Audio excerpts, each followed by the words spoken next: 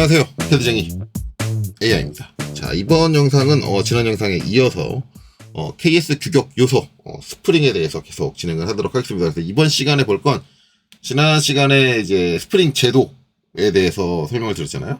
이번에 이제 스프링 설계에 대한 설명을 드리려고 합니다. 자, 그래서 이번 시간에 참조하는 KS 규격은 KSB2400. 이게 이제 2022년 12월 5일에 개정된 거고요. 지난 영상에 나왔던 이제 제도에 관련된 것들은 2024년에 개정된 거죠. 그거보다는 좀 오래되긴 했는데 그래도 2020년대니까 뭐 그렇게 오래된 건 아니죠. 이제 최근에 개정이 된 내용이고 내용은 이제 압축과 인정 원동 코일 스프링의 설계 기준에 대해서 나옵니다. 뭐 앞에 쭈루찌레 이런저런 얘기가 있고 그 다음에 이제 저는 4번부터 시작을 합니다. 자, 4번에 나오는 내용은 뭐냐? 스프링에 사용되는 재료에 대해서 나와 있고요. 스프링에 사용되는 재료는 표 1과 같다. 그래서 그 아래쪽에 표가 나와 있죠. 그래서 다양한 재료의 형태를 이제 표로 정리해 놓은 걸 볼 수 있습니다. 그리고 이제 주요 재료의 인장 강도, 당연히 인장 강도는 중요하죠. 이 재료가 스프링을 사용할 때 주어진 조건에 버티느냐 못 버티느냐를 따지려면 인장 강도를 따져야 될 것 같은데 그거 같은 경우는 이제 표 4에 나타났다라고 하는데 저 표 4는 제가 이 PDF에는 정리하지 않았습니다. 저거는 여러분들이 KSB2400 직접 가서 보시면 돼요. 이거 열람하는 방법은 간단하죠. KS 규격 열람 해서 인터넷으로 검색하고 우리나라는 이제 KS 규격을 무료로 열람하는 건 다운로드 못 받지만 다운로드 받으시려면 돈 내야 돼요. 돈 내면 다운로드 받으실 수 있어요. 네. 다운로드는 못 받는데 열람까지는 가능하다라고 보시면 됩니다. 거기 가서 보시면 돼요.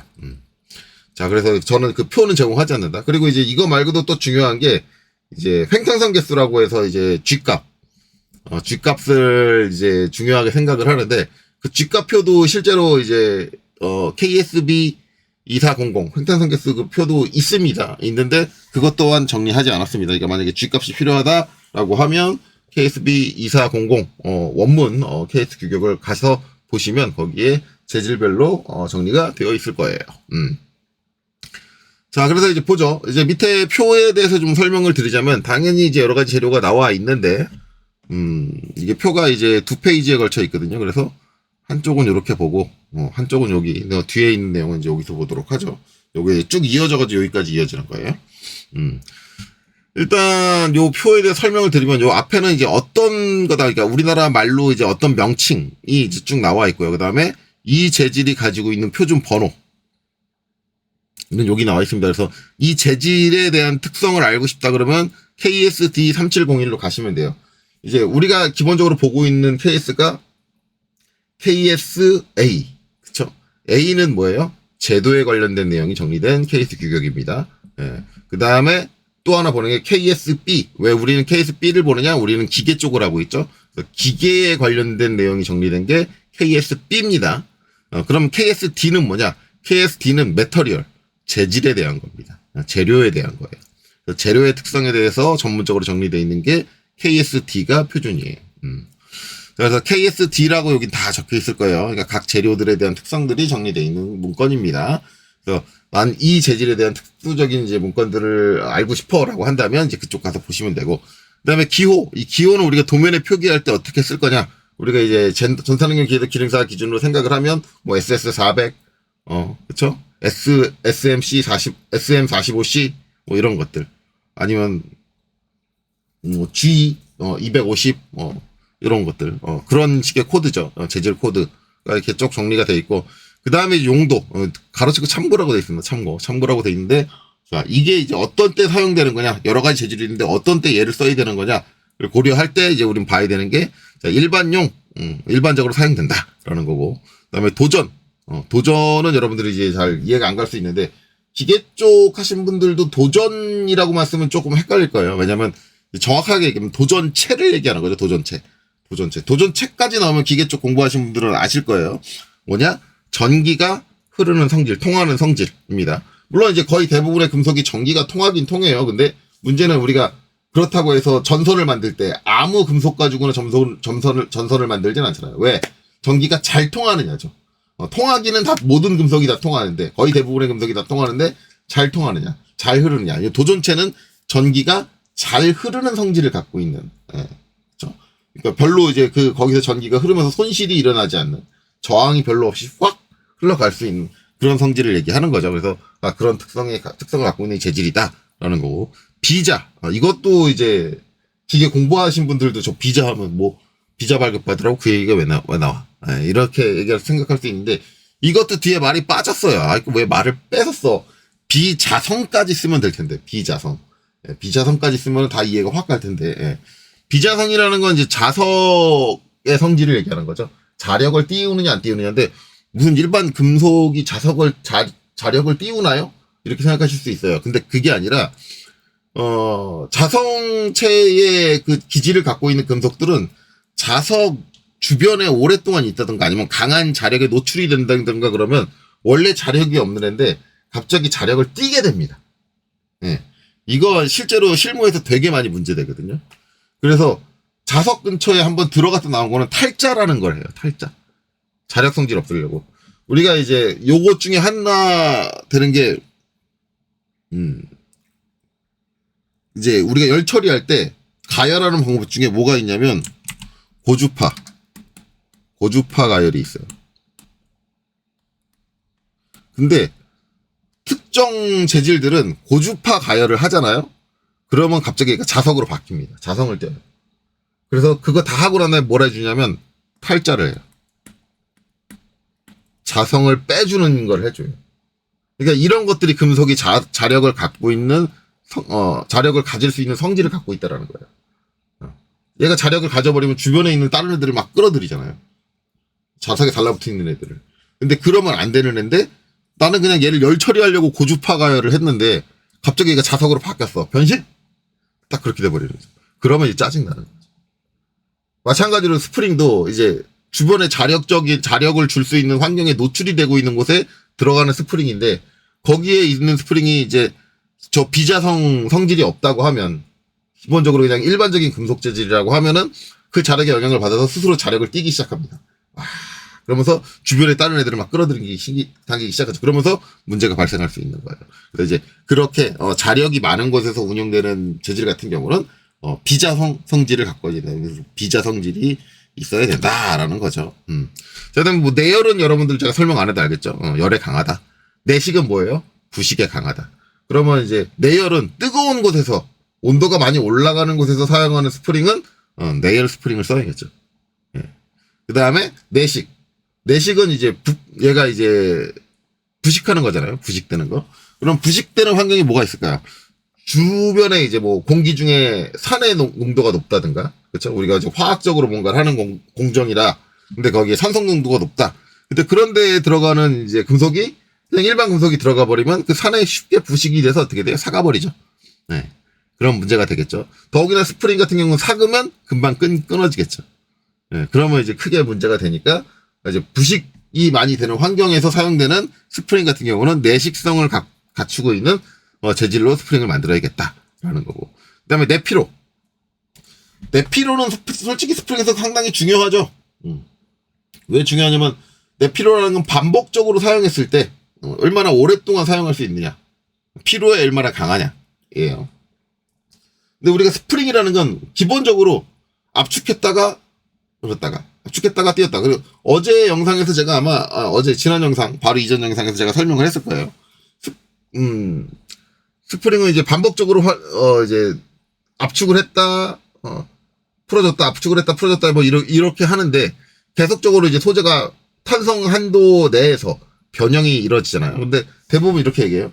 탄성 한도 내에서 변형이 이루어지는 거니까 그러면 영구 변형은 안 일어날 거고, 그러면은 이 재질은 항상 자기가 갖고 있는 그 강도를 유지하고 있는 거 아닙니까? 그러니까 금속이니까 자기가 갖고 있는 강성을 유지하니까 몇 번을 해도 상관없는 거 아닙니까? 근데 그렇게 생각하면 잘못 생각하는 거라고 제가 지난 영상에서 얘기했을 거예요. 이제 이게 탄성 한도 내에서 변형을 줘도 그 변형이 반복되면 얘가 가지고 있는 어떻게 우리 RPG 게임으로 얘기하면 능력치가 계속 줄어요. 쭉쭉쭉쭉쭉. 원래는 10이라는 하중을 10이라는 응력을 버틸 수 있는 애였는데 계속 사용하다 보면 이게 조금씩 줄여가지고 나중에는 10을 못 버티게 됩니다. 10이 되는 순간 땅 하고 풀어져 버리죠. 이걸 이제 필요라고 해요. 반복적으로 사용을 하면. 근데 이제 내피로가 높은 애들은 그 반복적으로 사용하는 횟수가 높다. 사용할 수 있는 횟수가. 그러니까 내피로가 있다고 해서 죽었다 깨나도 얘가 데미지를 안 먹는다가 아니라 이제 체력이 깎이는데 조금씩 사용을 하면 체력이 깎이는데 체력 깎이는 퍼센테이지가 적다. 다른 애들에 비해서.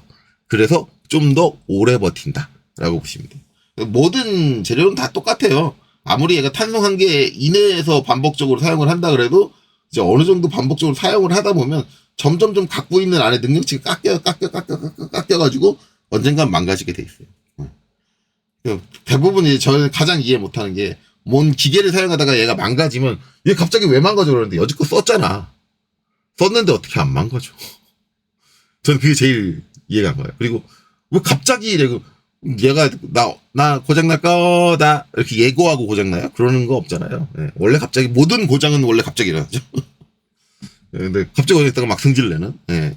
네. 그거는 좀 이해가 안 가는데 어쨌든 이제 공학적으로 보면 그렇다라는 거죠. 자, 그다음에 이제 마지막에 비고 쪽에 있습니다. 비고에는 뭐가 적혀 있냐면 비고 내용은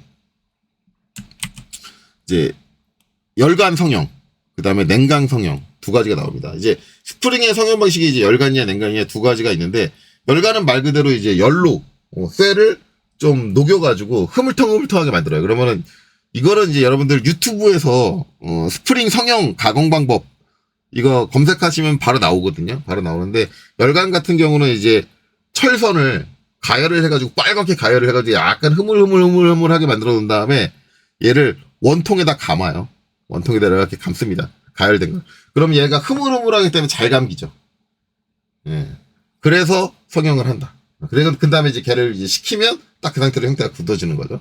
그래서 열간 성형은 그 방식이고, 그 다음에 냉간 성형. 냉간 성형은 그냥 철 와이어예요. 와이어인데 와이어를 한 관로를 통해서 삐져 나오게 만듭니다. 그래서 여기서 이제 구멍이 뻥 뚫려 있어 여기서 와이어가 삐져 나와요. 삐져 나오면 요 앞에 얘가 휘도록 이렇게 뭐 꺾어주는 철로 돼 있는 이렇게 팁 같은 게 있어요. 그럼 얘가 여기에 탁 부딪혀가지고 이렇게 휘어가지고 나옵니다. 휘어가지고 돌돌돌돌 말리면서 나와요. 그 다음에 나중에 원하는 길이가 되면 위에서 잘라주는 커터까지 있어요. 탁. 예. 원하는 길이만큼 스프링 만들어내면 탁 커터로. 그래서 이제 단단한 쇠를 어떤 벽에 부딪혀가지고 휘게 만들어서 휜 거를 가지고 꼬아가지고 이제 스프링을 성형하는 게 냉각. 솔직히 말하면 신기한 거는 얘가 신기해요. 나오는 거 보면 되게 재밌습니다. 가공되는 나오는 거 유튜브에서 여러분들 찾아서 보시면 야 이렇게 재밌게 나오네. 야 저렇게 만들어지네. 되게 신기해요. 어쨌든 그렇다. 두 가지 방법이 있는데 이제 이 두 가지 방법을 이제 굳이 나누는 거는 이제 싸게 만든다 그러면 뭐가 있냐면 얘가 싸요. 열간이. 왜냐면 만들기 쉬워요. 얘는 이제 요 앞에 있는 팁이랑 이제 요 휘는 각도 이런 거 조절을 잘못하면 얘가 와이어 이렇게 잘 또글또글 말리면 좋은데 말리는 얘를 벽에 딱 부딪히면서 부러집니다. 땅! 하고. 예, 그럴 수가 있죠. 그렇기 때문에 이제 요 기계를 좀 잘 만들어야 돼요. 가공 기계를 좀 잘 만들어야 되는데, 어쨌든 이제 열로 가열한 다음에 형상을 바꾸는 게 더 쉽다 보니까 얘가 가격이 싸다라는 장점이 있고, 얘에 비해서 얘가 비싸다라는 단점이 있어요. 근데 얘는 어떤 단점이 있냐? 이게 열로 가열해서 녹여가지고 만든 거다 보니까 치수가, 그러니까 형상이 정밀하지가 못해요. 정밀하지 못해요. 약간 좀 정밀하지 못한 스프링이 만들어진다라는 거고, 그에 비해서 냉각 같은 경우는 딱딱한 애를 가지고 이제 각도를 제어해서 만드는 거기 때문에 우리가 이제 하드한 재료들은 원래 딱딱 정밀하게 뭔가 치수를 맞추기가 좋아요. 딱딱한 재료들은. 그래서 얘는 정밀하게 만들어진다. 그럼 이제 우리가 이제 실무에서는 이제 어떤 걸 더 선호를 하느냐? 근데 실무는 일반적으로 냉간을 더 선호합니다. 그리고 이제 지금 보시면 이제 요 표 보시면 아시겠지만 열간 성형에 사용되는 재질은 요거 하나뿐이에요. 조금 이제 안타까운 거는 간혹 가다가 이제 책상머리 앞에서만 공부하신 강사님들 중에 스프링에 대해서 얘기를 하실 때 스프링 재질을 항상 얘를 선정하시는 분들이 계세요. 왜냐면 이름 자체가 스프링 강제잖아요. 근데 좋은 선택 아닙니다. 왜냐면 얘는 기본적으로 내피로가 체크가 안 돼 있죠. 반복 사용이니까 결국 내구성이 떨어진다는 얘기예요. 스프링 강제. 그래서 그냥 저 스프링 강제는 싼 맛에 쓰는, 말 그대로 싼 맛에 쓰는 게 스프링 강제입니다. 그래서 저는 솔직히 실무 때 저 스프링 강제를 단 한 번도 쓴 적이 없어요. 저걸로 만들어진 스프링을 절대 안 씁니다. 그러니까 좀 실무를 모르시는 분들이 스프링 강제를 그냥 기본적으로 이름이 스프링 강제라고 되어 있으니까 쓰는데, 일반적으로 그렇지 않고 시중에서 파는 스프링, 이제 어제 제가 영상 찍으면서도 얘기 나왔었는데, 우리가 스프링은 일반적으로 이제 설계해서 그렇게 많이 쓰지는 않아요. 내 조건에 맞는, 내가 대략적으로 설계를 해서 어떤 값이 나오면 그 값이 대부분 뭐냐면 K 값이에요. 스프링 상수. 스프링 상수. 이거를 거의 위주로 이제 스프링 우리가, 선정을 하는데, 스프링 상수 값이 맞으면 그냥 시중에 있는 걸 사서 써요. 근데 그 대표적인 메이커가 뭐다? 미즈미라는 메이커다. 이름만 딱 들어도 이게 어느 나라 메이커다? 일본. 근데 이제 이 미즈미라는 데가 이제 자동화 기계에 관련된 아니면 기타 산업용 기계의 부품들이 없는 게 없어요. 거의 대부분이 다 나와요. 그러니까 여기서는 찾는 게 편하니까 거의 대부분 미즈미 걸 쓰는데, 여기에서도 이 재질은 찾아볼 수 없습니다.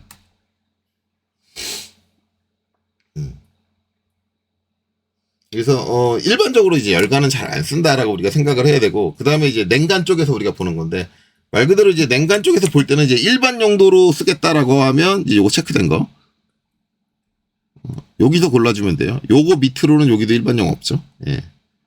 표가 이제 여기서 이렇게 이어지는 거니까 여기도 없어요. 그러니까 요 지금 6개 중에 하나를 쓴다라고 생각을 하시면 되고, 그 다음에 이제 만약에 내가 도전체 전기가 흐르는 성질이 있어야 된다, 스프링에. 그러면 여기 황동선에서부터 여기 베릴륨 동선까지 이렇게를 사용을 한다. 여기까지 다 도전이죠. 도전이 다 있어요. 이렇게 도전이 다 있다라는 건데, 도전으로 돼 있는 그 선들의 재료의 특성을 보면은 대부분 뭐냐면 황동,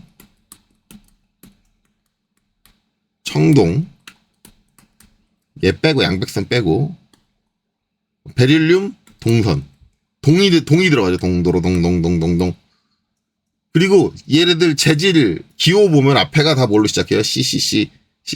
그러니까 이 양백선도 기본적으로 뭐가 들어가 있는 애들이냐? 구리입니다. 구리. 우리 전선 못 써요. 구리선 쓰잖아요. 즉 구리가 들어가 있기 때문에 전기가 잘 흐른다. 이렇게 생각하시면 돼서 구리선을 쓰는구나, 스프링으로. 근데 일반 구리선은 잘 휘잖아. 너무 잘 휘니까 스프링이 안 될 거 아니야. 왜냐면 스프링은 반발해야 되잖아. 탄성 반발. 그러니까 일반 구리선을 쓰는 게 아니라 합금 형태로 되어 있는 구리선들을 쓴다. 그렇게 이해를 하시면 돼요. 그래서 도전성이 필요하면 빼도 박도 못하고 저 밑에 있는 것들을 선택하고, 기본적으로 자성을 띠지 않는 애들도 보면은 요 위쪽에 비자 하나도 없어요. 다 얘네들이 똑같이. 즉 도전체 성질이 있는 재료들, 즉 구리가 들어간 재료들이 비자성의 성질도 같이 가지고 있다. 라고 보시면 돼요. 그래서 자력을 띠지 말아야 되는 것. 도전체의 성질이 필요하지 않더라도 비자성체의 성질이 필요하다 그러면 이것도 마찬가지 구리선을 써야 되는구나. 네, 그렇게 생각하시면 돼요. 여러분들이 스프링 선정할 때 내가 사용하는 용도가 전기가 흘러야 된다. 구리선. 그러면 자성체가 아니어야 된다. 라고 하면 구리선. 이렇게 생각을 하시면 됩니다. 자, 그 다음 내열. 내열 같은 성질이 필요하다 그러면 이제 여기, 그 다음에 이제 여기 이렇게 쓰게 되겠죠. 이렇게 중요한 사용을 한다. 근데 내식성이 필요하다 그러면 어떻게? 여기 이제 일반적인 강선에서는 스테인레스 강선밖에 안 돼요. 일반적인 금속이다 그러면. 근데 구리 계열이다 그러면 구리 계열은 기본적으로 전부 다 내식성을 가지고 있는다. 그렇게 되죠. 그래서 저 같으면 아마 이제 일반적으로 내식성만 필요하다 그러면, 도전체 성질은 필요 없고 내식성이 필요하다 그러면 얘를 선택하겠죠. 스테인리스가. 도전체는 아니니까. 비자성이나 뭐 그런 건 아니니까. 그러면 이제 난 스테인리스 강선을 써야 되는구나. 그래서 이제 내열 내식이 전부 다 필요하다 그러면 뭘 써야 돼요? 스테인리스 강선을 써야 된다. 이런 식으로 결정이 나는 거죠. 그다음에 이제 내피로도가 높은 것들은 이제 여기서 결정이 난다. 내피로도가 높은 건 저기서 결정이 난다. 저렇게 봐요. 그래서 저런 이제 특성을 가지고 하는데, 우리가 이제 실제 실무에서 사용을 할 때는, 뭐를 보느냐, 일반용하고 그 다음에 내피로 두 가지를 봅니다. 실무에서. 내피로도는 높은 게 좋아요, 스프링은. 무조건. 왜냐면 스프링 항상 계속해서 동작하는 애예요. 하루에도 몇천 번씩 동작하는 애이기 때문에 내피로는 높아야 돼. 자, 그래서, 일반적으로 이제 우리가 일반 사용할 때 뭘 쓰느냐, 당연히 스프링 강제 이건 안 씁니다. 이제 일반 학원 강사님들은 자꾸 저거 막 적용해서 스프링은 이거 쓰는 거야. 막 이렇게 얘기하시는 분들 계신데 저거 잘 안 쓰고요. 이제 나머지 일반이 뭐냐면 요렇게 있고 그 다음에 이제 요렇게 있어요. 요렇게 있는데 그 중에 내피로가 높은 걸 씁니다. 그러면 일반 중에 내피로가 높은 거는 딱 하나예요. 피아노선. 그래서 우리가 실무에서 가장 많이 쓰는 건 뭐다? PW-1이에요. 1, 2, 3 있는데, 더 높은 성질을 원하면 2를 쓸 수 있고 3을 쓸 수 있는데, 일반적으로는 1을 씁니다. PW-5. 요것도 이제 여러분들 간단해요. 여기 피아노 선이라고 써있죠. 피아노 와이어 선입니다. 예, 저 말 그대로 써놓은 거예요. 다시 1이다. 그럼 이제 요렇게 제가 이제 얘기를 해요. 일반적으로는 PW-1이 가장 많이 쓰입니다. 그러면 여기서 실무 경험이 진짜 많으신 분들은 너 지금 무슨 헛소리 하는 거야? 내가 실무에서 PW-1을 본 적이 없어. 라고 말씀하시는 분들이 계세요. 예, 이 얘기는 맞는 얘기입니다. 왜냐? 저도 실무할 때 PW-1이라는 재질을 입력해 본 적이 없어요, 스프링에. 그럼 대체 뭘 입력했냐? 실무에서 많이 써보신 분들은 SWP-A 또는 SWPA라고 적었겠습니다. 재질에다가. 둘 중 하나 적었을 거예요. 솔직히 말하면 이건 틀린 표현이고요. 정확히는 이 표현이 맞는 표현입니다. 근데 이 다시를 빼고 이렇게 적은 거죠. 네. 그럼 SWP-A는 뭐야? 저게 뭐지? 없는데? 지금 재질표에?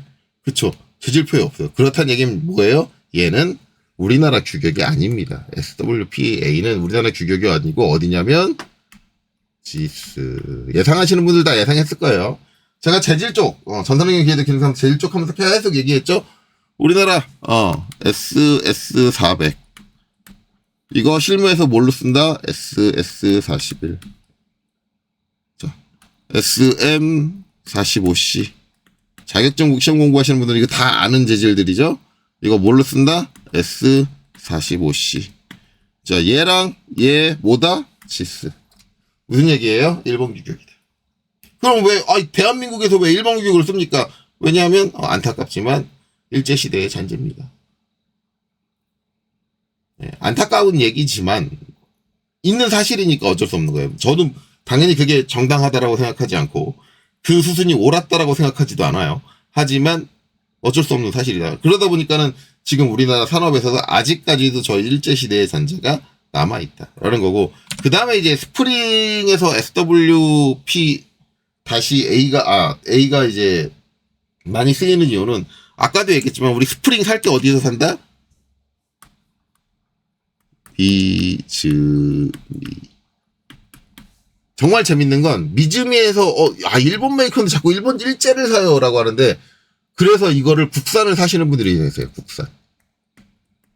국산을 사는데 우리나라 국산에 저 스프링 만드는 업체들이 이렇게 대기업들이 없어가지고 국산에서 이제 어떻게 하냐면은 정식적으로 카탈로그라든가 이런 걸 제대로 만들어가지고 뿌리면 좋은데 이런 카탈로그도 제대로 안 갖춰져 있어요. 그러면은 이걸 주문할 때 어떻게 하냐면 미즈미 회사에 가서 카탈로그를 보고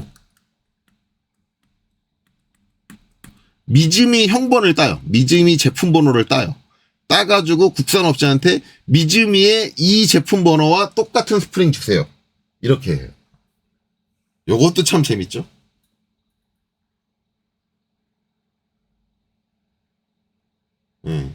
주문할 때 그렇게 주문해요. 미즈미에서. 왜냐면 미즈미 카탈로그가 너무 잘 돼 있어.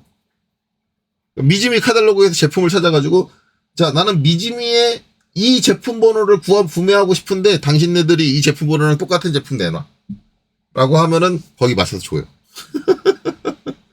되게 재밌죠? 네. 그렇습니다. 그래서 어쩔 수 없이 미즈미가 좀 표준이 돼 있기 때문에 이게 뭐 일제를 선호한다 이런 뉘앙스는 아니에요. 미즈미가 가격이 비싸면 당연히 국산을 더 선호해요. 그래서 최근에는 미즈미에서 어떤 서비스 하고 있어요? 국내 중소기업 기업체랑 연계를 해가지고 미즈미에서 국내 중소기업 업체 제품들을 팔아줘요. 그래서 미즈미 그 사이트 가면은 국내 중소기업 제품들이 올라와 있습니다.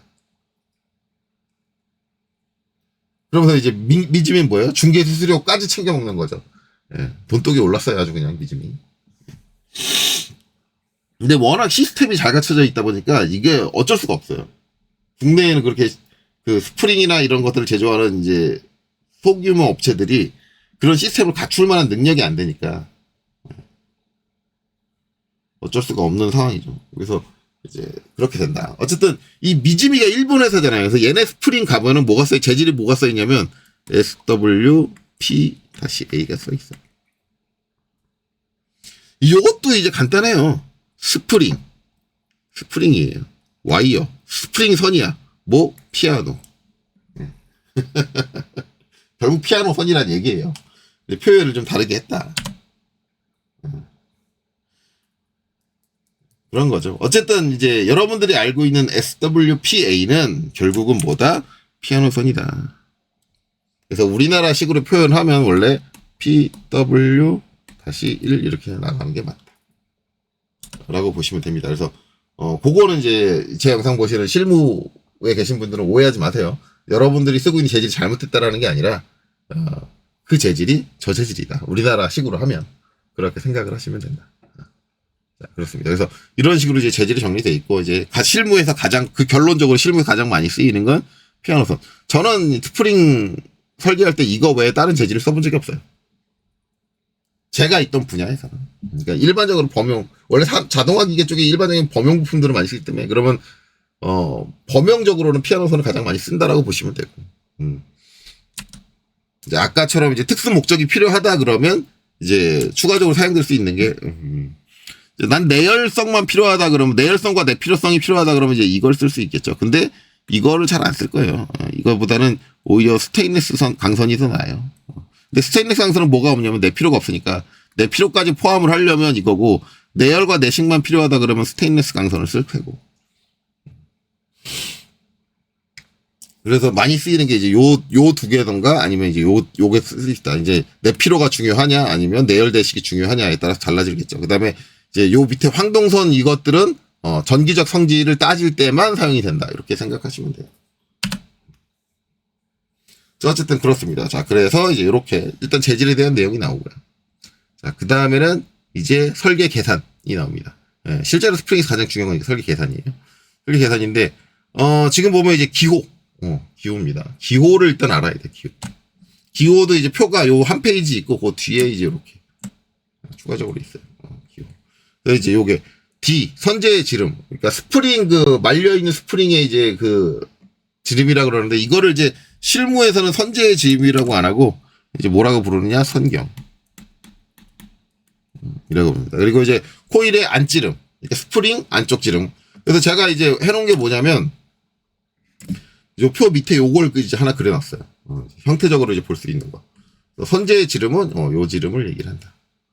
안지름은 요 지름을 얘기하는 거야. 안지름. 그래서 여기 이제 DI. 로 돼 있고, 그 다음에, 바깥지름. DO. 왜 O인지 알겠죠? 왜 I인지 알겠고, DIN. 안쪽. DOUT. 바깥쪽. 지름. 이렇게 되고, 그 다음에 평균지름 T. 평균지름 D라고 돼 있는데, 이 평균지름은, 이제 결국은 이제 사이 선제의 중심과 선제의 중심 요 거리를 얘기를 하는 건데 저 지름을 얘기를 하는 건데 요게 지금 여기는 D라고 나와 있는데 이게 일부 수험서나 그런 쪽에는 DM이라고 나올 수도 있어요. 이렇게 쓰는 경우도 있어요. 왜냐면 이게 이제 아웃 인이잖아요. 미들 중간. 그래서 M이에요. 이렇게 쓰는 경우도 있습니다. 그러니까 DM도 같은 의미예요. 그래서 우리나라 KS 규격에는 D라고 돼 있지만 일단 수험서나 그런 쪽에는 DM이다. 라고 해서 명확하게 구분해주는 경우도 존재합니다. 그 다음에 감김수. 이것도 어제 얘기 나왔었죠. 감김수. 전체 이제 코일이 감겨있는 수를 얘기하는데 이거는 이제 요 끝에 자리라는 게 있어요. 끝에 살짝 이렇게 자리 만들어주는 거. 자리를 포함한 감김수인데 총감김수이기 때문에 이렇게 되는데 제가 이제 어제 얘기할 때 총감김수 NT예요. N 토탈. NT는 이제 유효 감김수. 유효 감김수죠. 이거는 NA라고 하죠. NA. NA라고 하는데, NA 플러스 가로치고 자리 감김수. 자리 감김수는 여기, 안 나와 있죠. 예, 요거는 이제 정리되어 있는 게 없는데, 요 끝에 요 자리 감김수.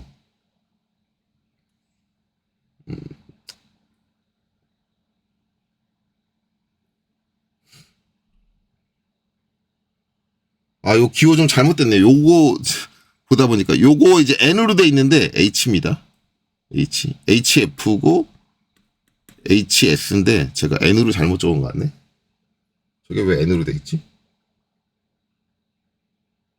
네, 여기는 지금 HF로 돼 있죠. HF. 요거는 제가 PDF 수정해가지고 다시 올릴게요. 갑자기 저거 했는데 어쨌든 자리는 여기 안 나와 있어요. 그래서 여기 이제 자리 감김수 곱하기 2라고 했잖아요. 근데 이게 일반적인데 이 자리가 이쪽은 자리를 만들고 이쪽은 자리를 안 만드는 경우도 있어요. 그때는 자리 감김수가 하나만 나옵니다. 이건 이제 상황에 따라 달라요. 근데 거의 대부분 스프링을 만들 때 양쪽 다 자리를 만들지 한쪽 자리 만들고 반대쪽 자리 안 만들고 이런 경우는 드물어요. 드무니까는 이제 일반적으로 자리 감김수 곱하기 2다 라고 보시면 돼요. 하여튼 그런 거고, 유효 감김수는 요 코일의 간격이 정상 피치가 나오는, 우리가 작용하는 작용 피치가 나오는 그 전체의 감김수를 얘기해요. 그걸 이제 유효 감김수다, NA다. 자리 빼고 전체 감김수의 자리 감김수를 뺀 그 상태를 얘기를 하죠. 그다음에 요거는 이제 NF가 아니라 HF입니다. HF인데 요건 이제 자유장은 전체 길이, 자유 높이. 그래서 얘는 어제 얘기 나온 거 무하중이죠. 무하중. 눌리지 않은 상태. 스프링이 전혀 눌린 하중을 받지 않은 상태, 그 상태의 높이를 자유장이라고 해요. 높이. 그러니까 자유 높이라고 하는데 제가 뒤에 자유장으로 써놓은 거, 요거는 케이스 규격이 없어요. 자유장이라는 거. 실무에서는 자유장이라고 얘기합니다. 자유장. 어차피 장이라는 게 길이니까 한자로 표현했느냐 아니면 길이로 풀어서 했느냐 그거고. 그 다음에 밀착 높이. 밀착 높이는 스프링이 딱 붙은 높이를 얘기를 해요. 이게 요 틈새 없이 눌려가지고 완전히 눌려가지고. 그래서 얘는 뭐다? 밀착 높이는 HS는 총감김수가 NT죠. NT 곱하기 뭐 선재의 지름 D입니다. NTD예요. 그렇게 해주면 이제 밀착 높이가 나오고, 그다음 피치는 유효 감김수 안에서 봐야 됩니다. 유효 감김수 내에서 요 하나 사이가 떨어져 있는 거리를 우리가 피치라고 얘기를 해요. 그다음에 이제 초기 장력이라는 게 나오는데 저거는 솔직히 압축 스프링에는 상관없습니다. 압축 스프링에 상관없고 초기 장력은 인장 스프링을 얘기해요. 나중에 저게 공식 보면은 압축 스프링 공식은 안 나와요. 인장 스프링 공식에 인장 스프링도 초기 장력이 있는 경우가 있고 없는 경우가 있습니다. 두 가지가 있어요. 그래서 거기 그 중에 초기 장력이 있는 인장 스프링에만 적용이 돼요. 그래서 초기에 주어지는 장력이다라는 거고, 그다음에 스프링 지수라는 게 있습니다. 스프링 지수는 뭐 대단한 건 아니에요. 스프링 지수는 지금 여기 공식 보시면 아시겠지만 C라고 나오는데 이 평균 지름을 선재의 지름으로 나눈 겁니다. 그걸 이제 스프링 지수라고 해. 자, 그 다음에 중요한 거는 가로탄성 개수입니다. 가로탄성 개수. 이거는 이 재질이 정해지면 재질이 갖고 있는 성질이에요. 그래서 가로탄성 개수는 가로탄성 개수 표가 있어요. 네, 표가. 그 표에 보면은 내가 이제 재질을 선정하면 나 이 재질을 쓸 거야. 그러면 얘 가로탄성 개수가 얼마입니다라고 주어집니다. 이건 재료가 갖고 있는 특성이기 때문에 주어져요.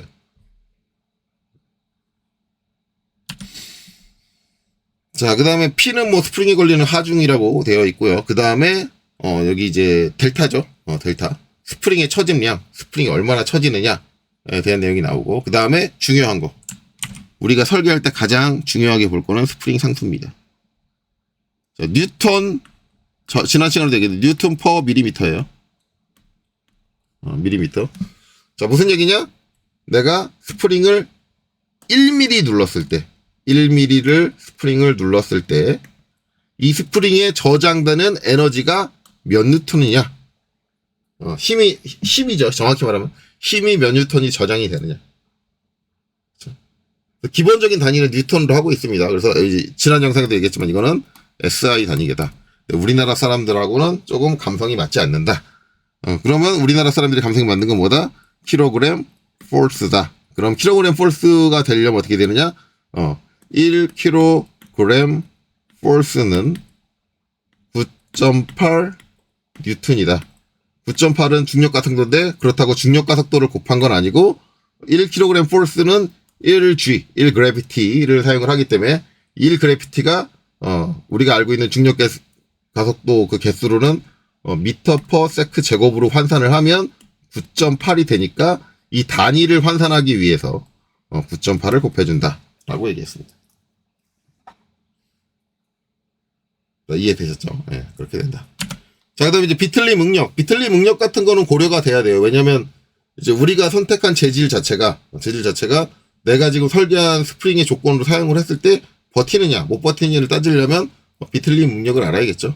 여기 이제 수정 비틀림 응력이 있고 그 다음에 초기 장력, 저기 있는 초기 장력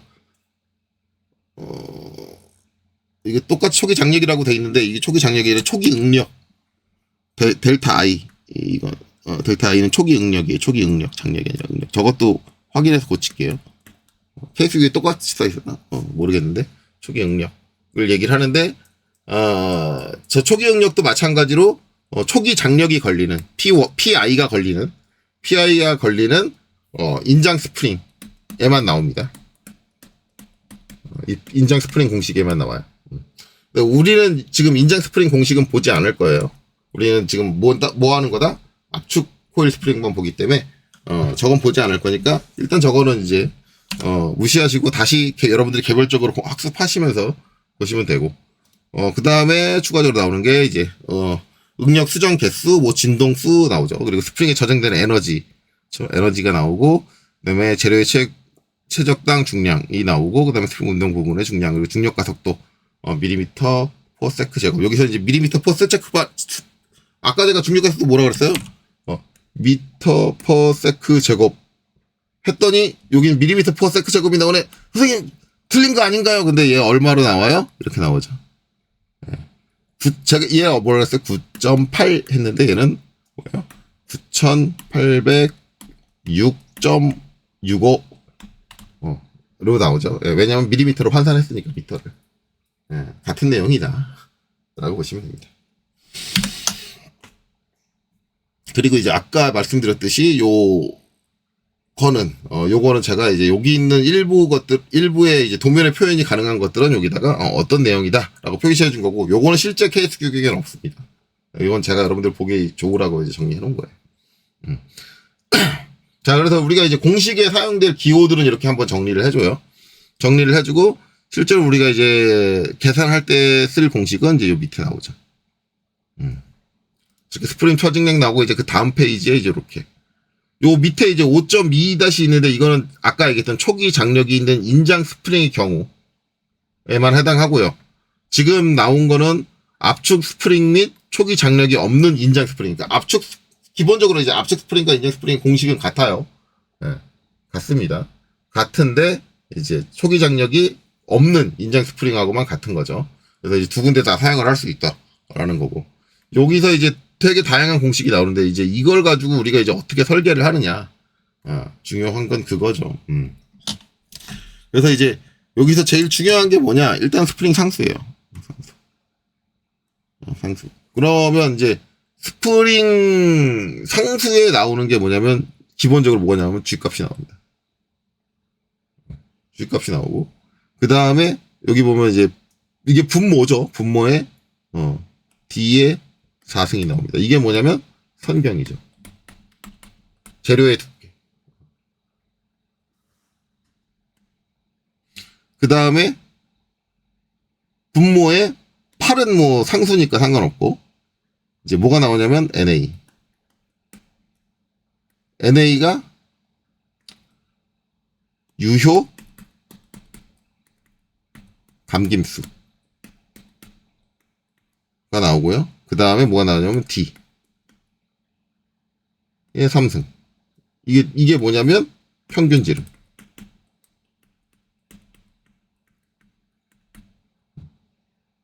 이게 횡탕선 개수.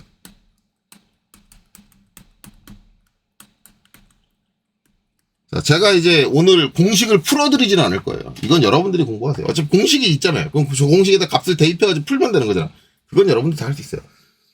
근데 우리가 이제 이런 식으로 스프링 상에서 공식을 얘기하면 이 공식을 그냥 외워요. 그냥 8NA 분의 8NA D 3승 분의 G D의 4승이다. 이게 중요한 게 아니라 여기를 구성하고 있는 애들이 뭐다예요.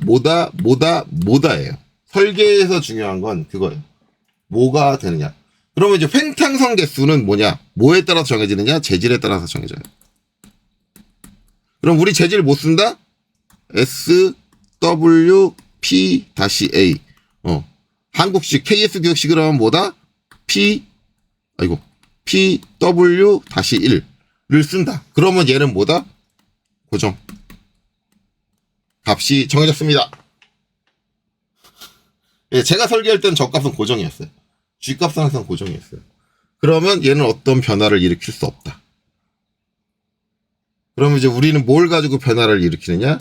자, 요 선경. 그 다음에 유효감김수. 그 다음에 평균 지름을 가지고 한다. 여기서 이제 이 공식의 분포를 잘 생각을 해야 되는 게 어떤 식으로 구성이 되어 있느냐를 잘 생각해야 되는 이유가 이제 이런 경우가 있어요. 내가 스프링을 설계를 했어. 스프링을 설계했는데 내가 대충 이제 어떻게 감을 잡아가지고 설계를 했는데 얘가 내가 원하는 그 K값보다 작어. 이 값이. 그러면 K값을 만족해야 되잖아. 그럼 이 값을 키워야 될 거 아니야. 자, 그럼 여기서 우리가 이 값을 키우려면 뭘 해야 돼? 할 수 있는 게 뭘까? 이걸 생각을 해야 되는 거예요. 자, 만약에 내가 그 스프링의 그 선의 굵기를 가지고 조정을 하겠다라고 하면 어떻게 해요? 선경을 키워야 돼요. 왜? 얘는 분모에 있으니까. 선경이 커져야 돼요. 선경이 굵을수록 뭐다? 스프링 상수값은 올라간다. 이게 중요한 거예요. 그러니까 지금 화면이 지저분하니까 좀 지우고 다시 하자면 자, K는 8NA 분의 8NA D 3승분의 G D의 4승이다. 자, 그러면 K 값을 위로 업하고 싶다. 그러면 선경 올려야 됩니다. 키워야 돼요. 이제 실무에서 가장 많이 실수하는 게 처음에 이제 스프링 공식 학교에서 막 배워가지고 신입사원으로 딱 들어가서 스프링 공식 가지고 계산할 때 가장 많이 실수하는 게 뭐냐면 K 값을 올리려고 뭘 하냐면 감김수를 늘리는 경우가 있어요. 그러니까 감겨있는 수가 많으면 더 강한 힘을 낼 것 같아. 왜? 커지잖아. 감겨있는 게 많은데 왜 더 강한 힘을 못 내지? 근데 감겨있는 감김수가, 유효감김수가 늘어나잖아요? 그럼 얘가 뭐예요? 어디에 있어요? 분모에 있잖아. 분모에 있으면 K 값은 다운됩니다. 그렇기 때문에 내가 감김수를 가지고 K 값을 맞춰주겠다라고 하면 어떻게 되냐면 유효감김수는 줄어들어야 돼. 이 공식을 이해 못하니까 그러는 거예요. 공식이라는 걸 이해해야 돼. 왜? 유효감김수는 어디 있어? 분모에 있어. 분모가 작아져야 값은 커져. 이게 상식인 거예요. 공식의 이해는 그게 제일 중요한 거예요. 어쨌든 우리가 K값이라는 걸 맞추기 위해서 달려나가는데 그러면 내가 여기서 이걸 어떻게 조정을 해야 되느냐. 잖아요. 자, 그 다음에 평균지름. 평균지름은 뭐예요? 분모에 있어. 그러면 내가 K값을 업시키려면 그쵸? K값을 업시키려면 어떻게 해야 돼? 평균지름은 작아져야 돼. 요 관계만 잘 이해하면 돼요. 만약에 내가 K값을 떨궈야 돼. 떨궈야 되면 어떻게 해요? 선경은 낮춰야 돼. 이호강림수는 올려야 돼. 평균 지름은 올려야 돼. 이 세 개를 동시에 바꾸는 건 아니에요. 두 개는 고정시켜 놓고 하나만 바꾸는 거야. 우리가 설계를 할 때 바꿀 수 있는 쪽을 바꿔주는 거야. 이렇게 생각을 하면 돼요. 그러면 우리가 이제 설계 조건이 어떤 식으로 나오느냐. 대부분 설계 조건이 이래요. 지금 여기 제가 스프링을 넣어놨는데 스프링을 이제 안 넣어놓고 어제 하면서 스프링을 넣어놨는데 기구적인 시스템이 구성이 된단 말이에요. 그래서 스프링이 들어갈 수 있는 공간이 확정이 돼요. 자, 이 공간에 얘가 스프링이 가져야 되는, 작용해야 되는 힘이 정해진단 말이야. 그러니까 만약에 얘가 지금 초기 상태는 이 상태인데 여기서 30mm 이렇게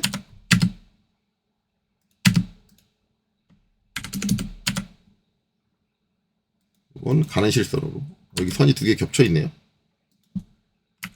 여기 선이 겹쳐 있었나 보네. 아닌가? 안 겹쳐 있는데? 겹쳐 있네. 요거는 가상선으로.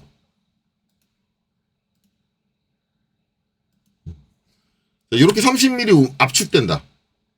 그쵸? 그러면은 요렇게 압축이 됐을 때 얘가 발현하는 힘, 발현해야 되는 힘, 작용해야 되는 힘이 얼마냐, 이걸 알 수도 있고, 아니면 지금 요게 초기 상태잖아. 요 상태가 뭐예요? 제가 예압을 한 5mm를 걸 거야. 5mm. 예압 5mm를. 그러면 이 상태로 딱 돼 있으면 5mm가 눌리겠죠? 이 예압 때 발현되는 힘. 얘를 얼마나 밀어줘야 되느냐. 이런 것들이 주어진다고요. 그러면은 우리가 요 압축되는 거리 값을 자, 여기까지는 5mm고 여기까지는 5mm 플러스 30이니까 35mm야. 그럼 35mm 때 발현되는 힘을 알고 있다는 얘기는 이걸 스프링 상수로 바꿔줄 수 있죠. 요때 발현하는 힘이 뭐 A다 라고 하면 A를 나누기 뭘로? 35mm로 나누면 즉 35분의 A가 뭐예요? K값이 된단 말이에요. 그럼 K값을 알고 있는 거예요. 우리가 설계 조건에서는 K값은 항상 알고 있는 거예요. 그러면 이 K값보다, 내가 설계 조건에서 나온 K값보다 우리는 K값이 뭐 어떻게 되게? 크게 K값, 실제 스프링의 K값이 크게 되게 설계를 하면 되는 거예요. 그럼 K값이 정해져 있는 거예요. 그 K값을 맞추려고 한다는 거예요. 그러면 일단 K값을 알아. K값을 알아. 자, 이걸 알아. 이퀄. 자, 그럼 이제 나머지 모르는 게 뭐냐? 생각을 해야 되는 거죠. 자, 8 NA D 3승 G D 4승. 그럼 G 값은 알아. 왜?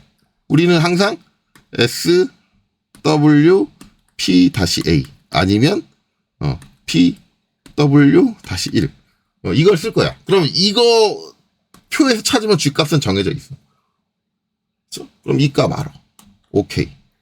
그러면 이제 모르는 값이 뭐냐? 우리가 설계가 아직 안 된 게 얘도 모르고 얘도 모르고 얘도 몰라.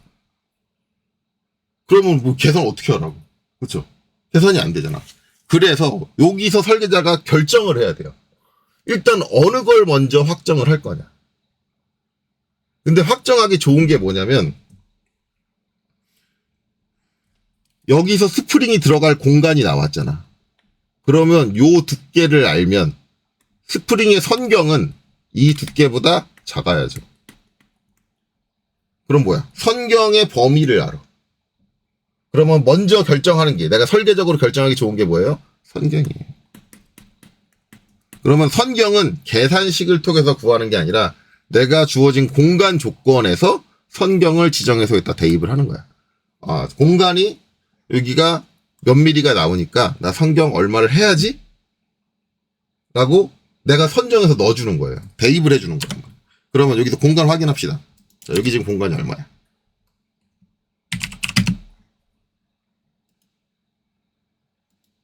6이야. 그럼 6보다 작아야 돼. 그러면 선경은 5부터. 5보다 작은 거면 되겠죠. 한 1mm 줄이면 되잖아. 최소한 옆 벽하고 0.5mm 정도는 떨어져야 돼요. 예. 딱 붙이면 안 돼요. 왜냐면 그렇게 되면 마찰이 발생하잖아. 벽하고의 마찰이 또 발생하잖아. 그러니까 벽하고 살짝 띄우는 거야. 마찬가지로 안쪽 축이 있으면 안쪽 축보다도 0.5mm 정도는 띄워줘야 돼요. 기본적으로 스프링 설계할 때. 그럼 뭐예요? 5mm보다 작게. 성경이 5mm. 근데 성경 5mm면 되게 굵은 거예요. 저거보다 더 작아도 될 거야. 실제 사용하는 조건. 그러니까 어쨌든 일단 5mm를 대입을 해보는 거죠. 그러면 자 선경 5파이를 결정 났어. 그러면 이제 뭐야? K 이퀄 자 다시 8NA D의 3승 그 다음에 G D의 4승.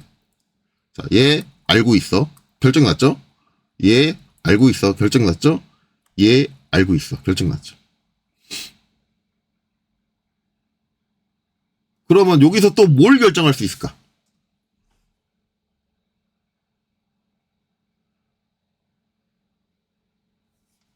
뭘 결정할 수 있을까? 얘를 결정할 수 있죠. 얘가 뭐예요? 평균. 저거 어떻게 결정해요? 자, 공간이 이렇게잖아. 그러면 일반적인 사람, 상식적인 사람은 어떻게 해요? 이 공간의 정 가운데에 넣습니다. 중심을, 평균 지름을 요 가운데에 넣어요. 그렇잖아요. 그러면 얘도 결정이 돼요. 그럼 남은 건 뭐야? 얘야. 그렇죠? 남은 건 제가 돼요. 그래서 이제 결국은 유효 감김수가 이거에서 결정이 난다.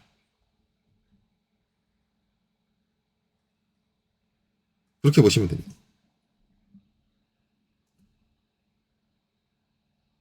유효 감김수가 얼마가 돼야 되는가.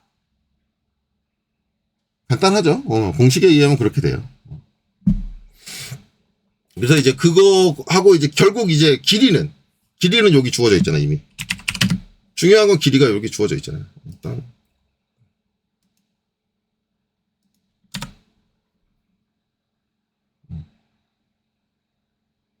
결국은 이제 이 길이가 주어져 있으니까 여기서 5mm 예합한다 그랬으니까 길이 얼마가 돼야 돼요? 자유장 길이가 80. 80에 여기서 이제 유효 감김수가 결정이 났으니까 어떻게 해요? 그 감김수에 들어갈 수 있게 피치가 결정이 나겠죠. 자리 끝 들어가고 자리를 줄 거냐 안 줄 거냐를 결정을 하고 이제 그렇게 해서 결정이 나면 결국은 스프링이 설계가 된다. 이제 요런 스프링 공식 이제 그게 이제 요 스프링 상수가 결정이 되고 나면 나머지 것들은 다 풀려요. 나머지 유효 감김수 이렇게 돼 있는데 이건 스프링 상수가 결정이 나면 나머지 것들은 다 계산이 돼요. 비틀림 응력도 계산되고 다 돼요. 그러니까 원래 이제 스프링 상수를 기준으로 해서 설계를 하고 그 다음에 뭘 확인하냐면 비틀림 응력을 확인해요. 비틀림 응력을 확인하고 그 다음에 이제 스프링이 저장되는 에너지도 확인을 하고 나머지 것들을 다 확인을 하는 거야.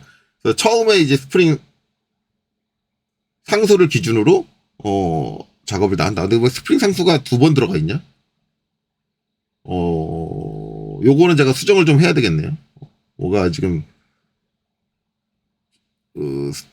스프링 상수가 2번 들어가 있고 비틀림 응력도 2번 들어가 있고 제가 봤을 때는 요 밑에 요 내용이 중복으로 들어간 것 같아요. 비틀림 응력도 들어가 있고 선제 측경 그러니까 여기서 유효 감김수 어쨌든 요거는 제가 요건 다시 정리해서 올릴게요. 지금 좀 정리가 좀 이상하게 됐는데 저거는 케이스 기억표 다시 보고 정리하면서 원래 워낙 급하게 정리하다 보니까 그렇게 됐는데 어쨌든 이 스프링 상수 관련해서 이제 정리가 되고 나서 나머지 값들이 다 정해지고 나서 이제 그 다음에 이제 요것들을 이 공식들이 다 값들이 다 연계 되거든요. 이렇게 해서 이제 맞춰 나간다. 만약에 선경을 내가 처음에 지정을 했는데 그 선경이 너무 크다 그러면 선경을 줄여가지고 다시 계산을 하고 이렇게 그래서 반복적으로 몇 번 계산을 해요. 왔다 갔다 하면서 내가 원하는 조건에 딱 맞게 그렇게 해서 한다. 어쨌든 스프링 상수를 기준으로 그 다음에 이제 내가 설계한 시스템의 제약 조건들을 확인을 해서 선경을 지정을 하고 성경 지정이 되면 자연적으로 평균 지름도 지정이 되고, 그렇게 되면 자연스럽게 뭐가 나온다? 유효 감김수가 나오고, 그거를 전체 길이에 대비해서 이제 그 감김수가 나오게 설계를 하고 뭐 이런 식으로 되는 거죠. 그렇게 이해하시면 된다. 그런 시스템으로 설계를 해나가시면 된다. 실제로는 여러분들이 해보시면 돼요. 그리고 이제 이 공식들이 되게 복잡하잖아요. 복잡하다 보니까 이거 이제 여러분들 이제 인터넷에서 검색해 보시면 아시겠지만 스프링 계산식 해가지고 검색하시면 이 공식들이 입력되어 있는 엑셀 시트를 만들어 놓은 분들이 계세요. 예. 굳이 제가 올리지 않을게요. 어차피 그건 시중에 많은 거니까. 그거 다운받으면 내가 이제 거기다가 성경 딱 입력하면 그 성경이라는 칸이 있어요. 그 칸을 딱 입력하면 스프링 상수가 싹 바뀌어요. 그래서 그 엑셀 시트 가지고 편하게 작업할 수 있게 돼 있는 것도 있고요. 그렇죠. 그리고 이제 한 가지 더 말씀드리면 이제 인벤터에는 스프링 제너레이터라는 게 있어요. 스프링 생성기라는 게 있어서 거기도 공식이 다 들어가 있어요. 인벤터의 기능 중에. 이제 거기 스프링 제너레이터라는 걸 사용을 하면, 요건 나중에 제가 인벤터 수업 시간에 다룰 거예요. 사용을 하면은 그냥 스프링이 자동적으로 이제 딱 설계돼서 나오는 그게 있어요. 내가 이제 조건만 다 만족을 시켜주고. 근데 조금 그건 사용하기 좀 복잡하게 돼 있어요. 인벤터 거는. 차라리 그냥 시중에 있는 그 설계 공식, 그 엑셀을 사용하는 게 좀 더 편할 수 있어요. 근데 3D로 바로 모델링 돼서 나오기를 원한다라고 하면 인벤터에 있는 그 스프링 제너레이터를 쓰는 게 더 낫겠죠. 예, 그래서 이제 그런 방법도 있다. 어쨌든 이런 공식들이 다 입력돼 있다. 그래서 어차피 이건 공식을 기준으로 가는 거고 공식만 알면 돼요. 그리고 이제 제가 신입사원이 이걸 무조건 지난 영상에서 신입사원이 이 계산을 할 수 있어야 된다 그러는데, 그럼 신입사원은 이 계산 공식을 항상 외운 채로 회사에 입사를 해야 되는 거냐라고 물어보면 솔직히 말하면 아니에요. 그거는. 제가 지금 이 공식을 여러분들한테 드리는 게 공식 외우세요가 아니에요. 저는 이 공식을 외우는 걸 선호하지 않아요. 솔직히 말씀드릴까요? 저도 못 외우고 있어요. 진짜. 그러면 저 실무 갔을 때, 실무에서 이제 제 상사가 저한테 야, 너 스프링 저거 설계해 라고 했을 때 그때 저 공식 외우고 있었을까요? 아니요, 못 외우고 있었어요. 까먹었어요.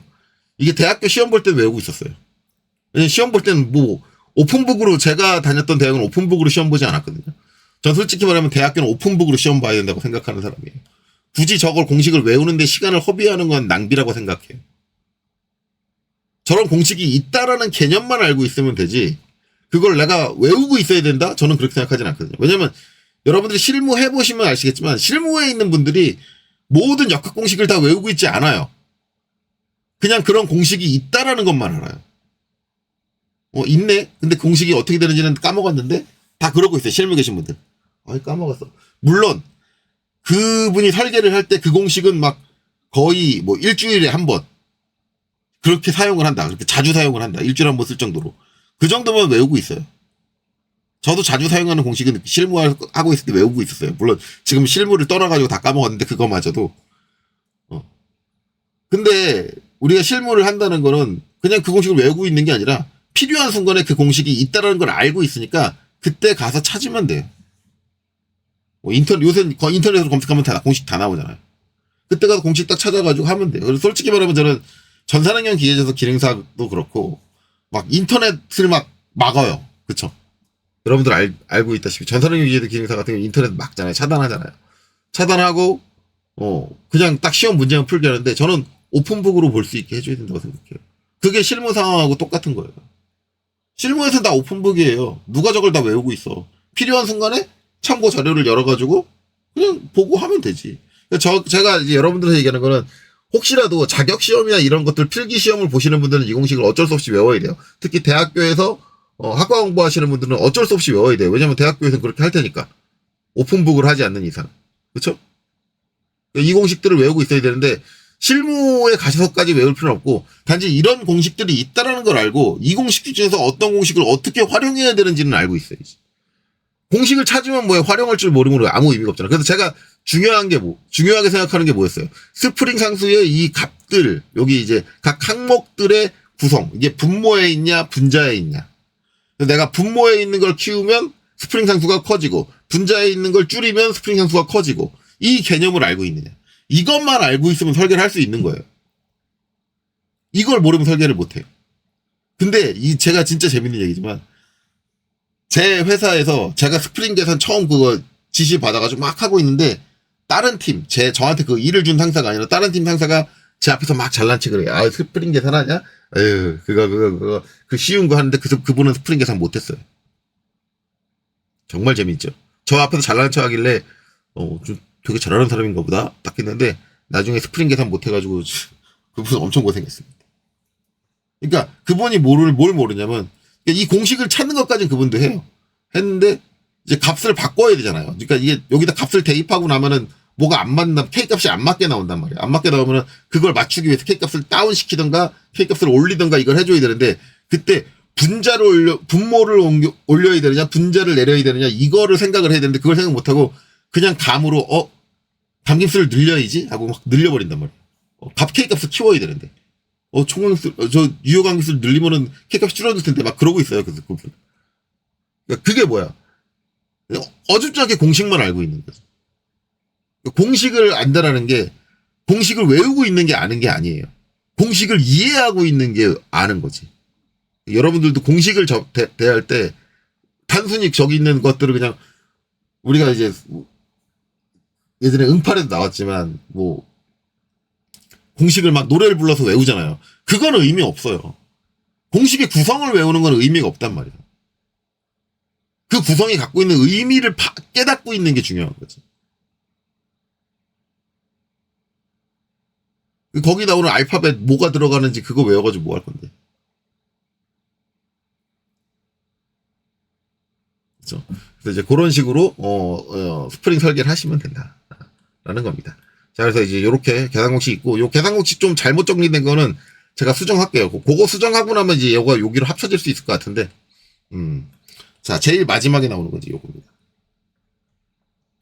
자, 코일 끝부 고리 모양. 그래서 이게 뭐냐면 자리 모양. 마지막에 자리 모양을 이제 어떻게 처리하느냐.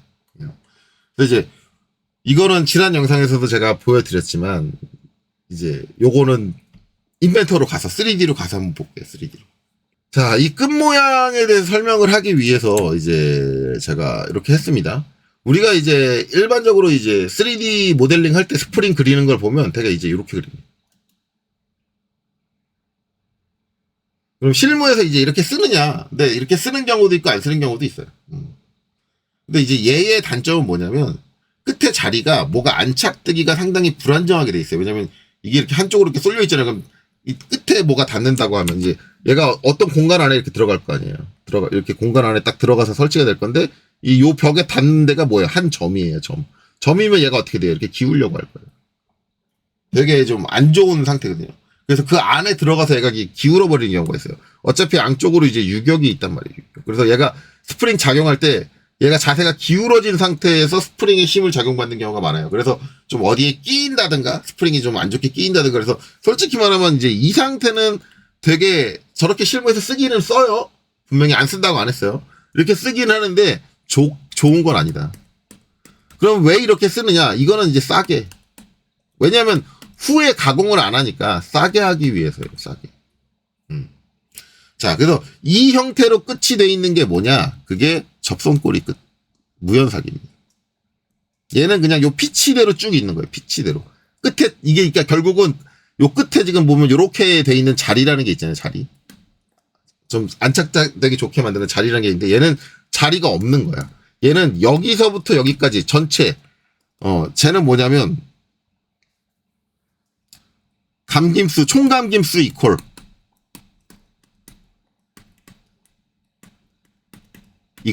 감김수 슈레 수 감김수 이퀄 유효감김수예요. 똑같아요. 총감김수랑 유효감김수가 똑같은 상황이에요. 자리가 없으니까. 자리가 제로니까. 저 상황이거든요. 그게 이제 접선꼴이 끝이다. 그럼 이제 이런 형상이 왜 있냐?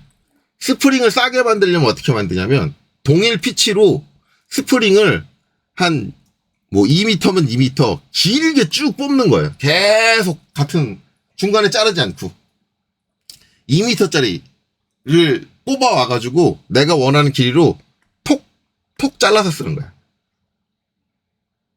그러니까 요거를 이제 여기서 좀 표현을 해보면 요거 이제 그리는 법은 나중에 할 거예요. 저거 첫 번째 거구나.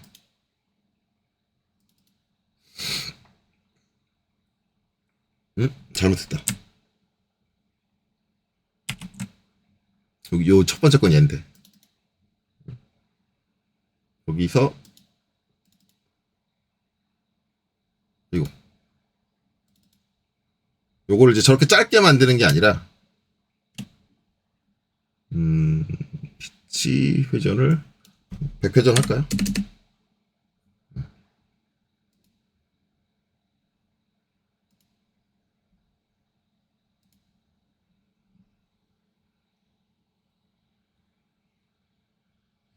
이게 이렇게 길게 만드는 거예요. 이렇게 길게 뽑는 거야. 생산할 때 이렇게 연속해서 뽑으면은 이거 되게 싸요. 스프링 스프링을 이렇게 만들어 버린단 말이에요. 이렇게. 그래서 여러분들 이제 실무하시는 분들 보면 공장 그 재고 창고에 보면은 저렇게 길게 돼 있는 스프링이 이제 어딘가 한 군데 그냥 굴러다니고 있을 거야. 그러면 이제 이거 스프링 필요하다 그러면 어떻게 해요? 여기서 이제 나 길이 한 요 정도. 이게 얘랑 길이 비슷하게 생겨가지고 요 정도에서 딱 잘라서 쓰면 되겠는데, 그러면 이제 내가 원하는 길이에서 어떻게 돼요? 여기서 이제 니퍼 같은 거 갖고 와가지고 툭 하고 이제 끊는다. 잘라가지고 그냥 갖다가 이제 딱 끼는 거지. 그러니까 이제 싸게 쓰고 편하게 쓰기 좋은 거야. 딱 좋은 거야. 그러니까 얘를 써요. 얘가 좀 자세가 틀어져도 상관없다. 설치됐을 때 그런 공간에서는 이제 그냥 이렇게 써버리는 거죠. 실무에서. 그래서 제가 일하는 이제 자동화 업체 쪽에서는 이거 많이 썼어요. 이렇게. 접선꼬리 끝으로. 무연사. 근데 이제 저게 이제 우리가 스프링적으로 생각을 하면 좋은 조건은 아니에요. 왜냐면 자세가 잘 잡히지 않으니까.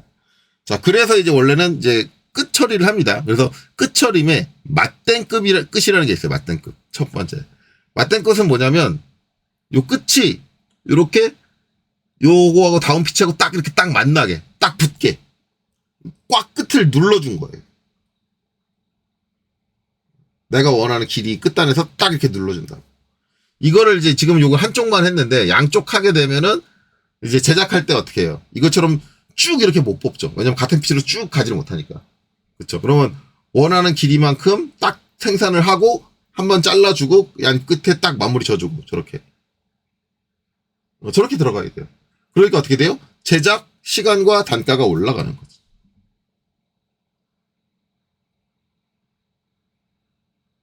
그렇죠.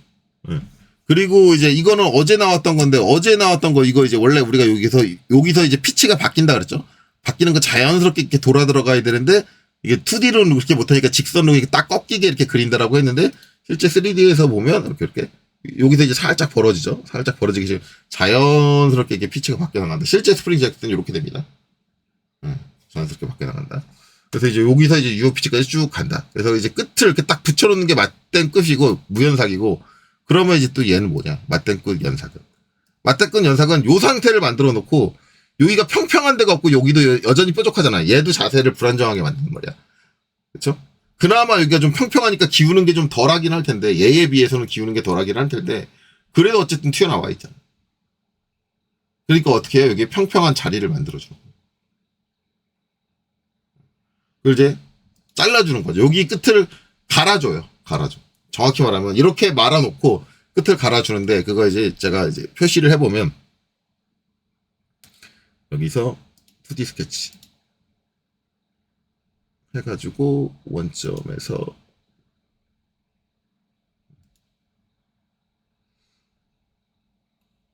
대충 자를게요. 대충 뭐 이게 지금 그게 중요한 건 아니니까 이렇게 해서 마무리 돌출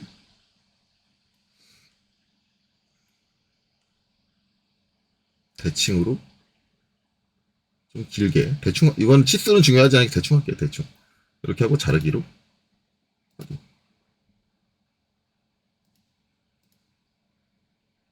이렇게 해주는 거지. 이렇게 딱 잘라주는 거야. 아까 튀어나온 데를 잘라가지고 어떻게 돼요? 이렇게 평평한 데를 만들어주는 거야. 그럼 뭐예요? 저 평평한 데 자리를 잡죠. 그래서 실제 이 제품 제조하는 회사에서는 단가를 싸게 하기 위해서 요걸 좋아하지만, 실제 고객들, 우리 제품을 사는 고객들은 뭘 좋아한다? 이걸 좋아한다. 이렇게 돼 있는 스프링, 요 끝단이 이렇게 돼 있는 스프링, 요 평평한 자리가 나 있는 스프링이 들어간다. 이걸 좋아해요. 그래서 실제로는 그냥 맞댄 끝만 하면 좋은 건 아니고, 그나마 이제 맞댄 끝까지 해도 어느 정도 이제 성의가 있는 건데, 맞댄 끝의 연상을 해주는 게 좋고, 여러분들 이제 맞댄 끝도 지금 막 이건 이제 한 번 딱 한 개 피치만 그러니까 한 회전 한 번 감은 것만 이렇게 딱 맞댐이 돼 있거든요. 근데 여러분들 볼펜에 들어간 스프링 열어보시면 한 3-4개 맞댐 될 거예요. 그래서 솔직히 말하면 이게 하나만 맞댐 하면은 이거 별로 안 좋아요. 그리고 원래 하나만 맞댐 못 해요. 왜냐면 요 자리 끝나고 바로 이제 유효 강기수로 넘어가야 되는데, 그럼 중간에 제가 피치가 바뀌는 구간이 있어야 된다 그랬잖아요. 그러면 한 바퀴만 내가 자리를 맞는다 그러면 이 끝이 이렇게 딱 닿지 못하고 중간에 피치가 가변되기 때문에 얘는 그냥 제가 억지로 만든 건데, 가변 피치가 들어가는 공간이 더 필요해요. 그래서 원래 자리 그 낼 때 실제로 실무에서 할 때는 어떻게 하냐면 최소 한 바퀴 반 1.5회전 감김수 1.5를 해줘요. 우리 이제 기존에 봤던 KS 규격 여기서는 용어표에 보면 이렇게 끝에 자리 감김 각 1이라고 돼 있잖아요. 1은 잘 안 써요. 왜냐면 1이면 여기가 안 닿아요. 딱 닿지 않아요. 원래 못 닿아요. 그 피치 바뀌는 부분이 들어가야 되기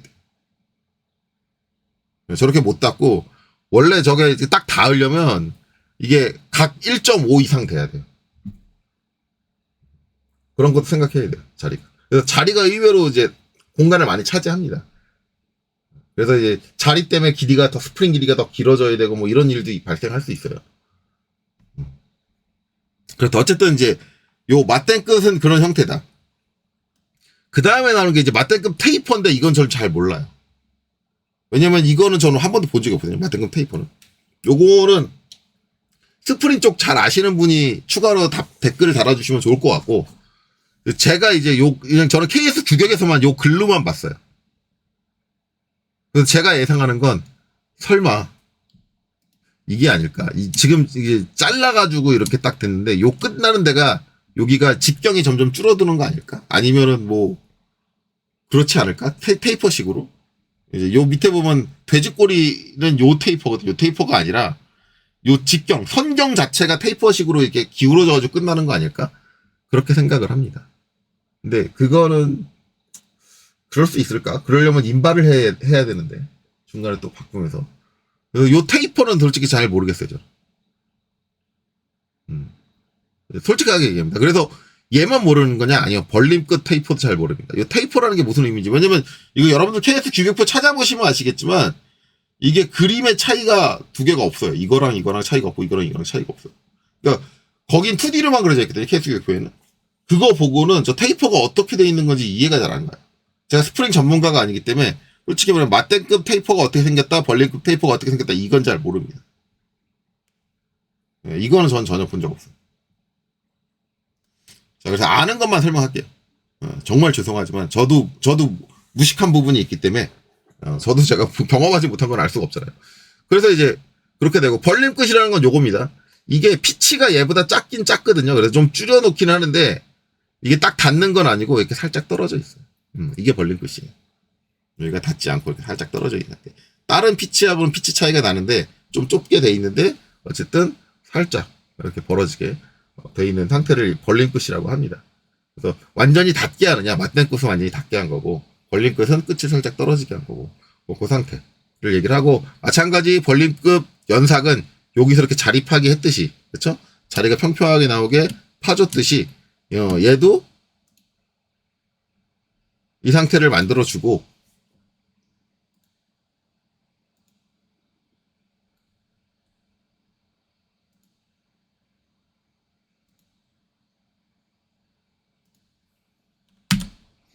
좀 더 들어와도 될 것 같아요.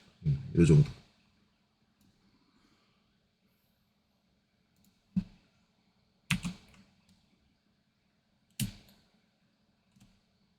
대칭으로 자르기로 이렇게 잘라준 걸 의미한다. 그래서 평평한 부분을 만들어준 걸 벌림 끝 연삭이라고 한다.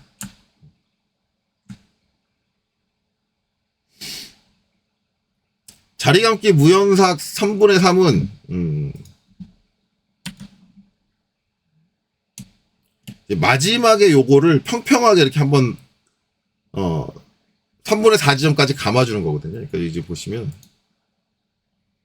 이렇게 되잖아요. 이렇게 되는데 얘를 요 마지막 쪽에서 이렇게 평평하게 펴가지고 여기 요 중간까지 오면 딱 다니까 여기 3분의 4라고 하는데 3분의 4까지 못 와요.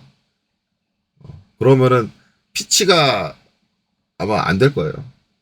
평평하게 직으로 오면 3분의 4까지 못 오고 어쨌든 이제 얘랑 닿지 않는 정도. 이전 피치하고 닿지 않는 정도까지 이제 얘를 평평하게 마지막 감는 거를 이렇게 사선으로 감는 게 이게 나사형식으로 감는 게 아니라 그냥 원 누르시듯이 이렇게 된다. 그래서 얘도 중간에 피치가 가변하는 가변 영역이 있어요. 피치가 없이 여기까지 쭉 오다가 여기서 이제 경사 타고 올라가는 이런 식으로. 그래서 얘는 그냥 아예 연삭을 안 할 생각으로 안 하고도 여기가 끝까지 평평하게 나오게 그렇게 만들 생각으로 만드는 겁니다. 그래서 대부분 이제 우리가 2D적으로 봤을 때는 이제 요 부분만 빼고 여기서부터 이렇게 평평하게 오면 되겠지 이렇게 생각을 하는 거예요. 평평하게 오고 그다음에 여기 피치는 여기 이제 가변 피치는 얘를 피할 수 있을 정도로 피치를 주고 그렇게 간다. 그 개념이에요.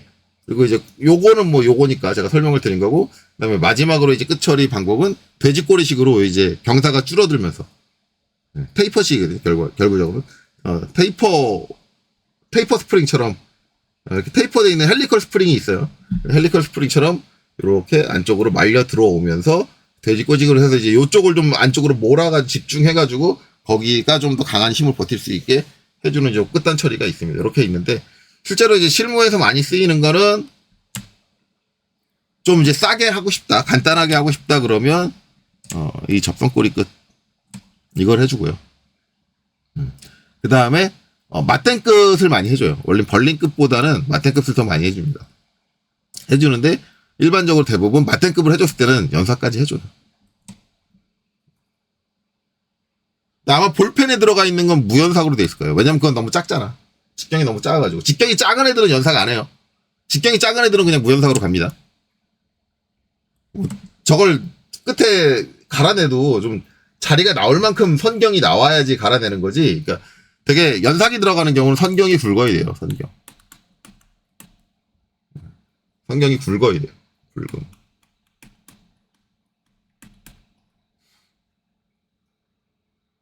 그래야지 들어가지. 선경이 얇은 경우는 안 들어갈 거예요. 그래서 선경이 못해도 1mm 이상은 돼야.